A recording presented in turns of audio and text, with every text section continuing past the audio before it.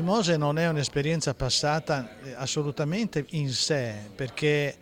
lo scandalo ha avuto i contorni, la dimensione penale è stata disegnata, ma è come un iceberg, c'è tutto il sommerso, diciamo, quello non configurabile come reato, ma di comportamenti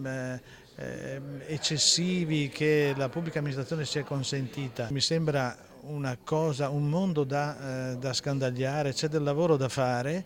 e penso che il Consiglio regionale ne abbia sicuramente coscienza, tanto più che questa è una legislatura diversa con persone differenti in parte e quelli che c'erano vengono da un'esperienza che hanno visto e che si può considerare in qualche modo conclusa, perché il Mose, almeno questo ci ha avuto di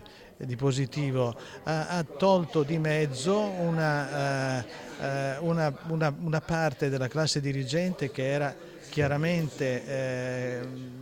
coinvolta, che confondeva gli affari con gli interessi generali, i propri affari con gli interessi, e quindi è anche una dirigenza imprenditoriale e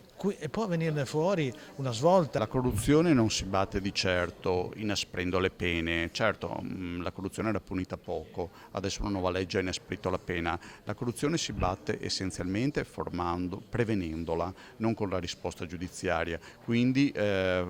formando un motto di ribellione civile, formando delle coscienze nei giovani, con una cultura della legalità che deve essere più diffusa. Io ritengo che il Veneto abbia gli anticorpi e la buona riuscita di questa indagine, a mio avviso, lo dimostra. Il Veneto ha la capacità per risollevarsi, ha la capacità per reagire alla corruzione e a mio avviso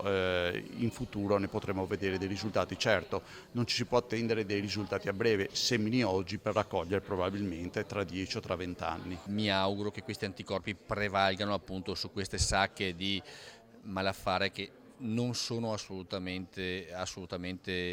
concepibili anche in una regione operosa come la regione Veneto. Quindi vanno comunque monitorate, vanno tenute sotto controllo situazioni che vedono appunto pareri o troppa burocrazia che impegna poi qualcuno a dover dare un parere magari non utile, non necessario, ma che deve vedere il passaggio appunto prima di realizzare un'opera, un intervento, una fornitura, quello che è. Quindi va monitorata la cosa in maniera puntuale e precisa. Il modo appunto di fare politica trasparente, aperto e rivolto a risolvere i problemi dei cittadini e non creare problemi ai cittadini penso sia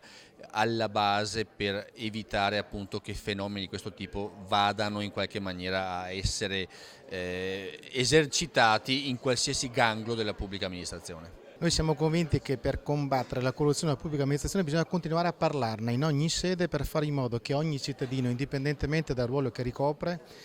abbia la consapevolezza di dover fare qualcosa. Ognuno deve fare la sua parte e se ognuno di noi farà la sua parte sicuramente riusciremo ad arginare questa piaga che sta dissipando una quantità enorme di risorse pubbliche a beneficio di pochi privati. È una battaglia culturale che dobbiamo combattere e che vogliamo fare in modo da continuare a portare avanti perché questo rappresenta un futuro per i nostri giovani.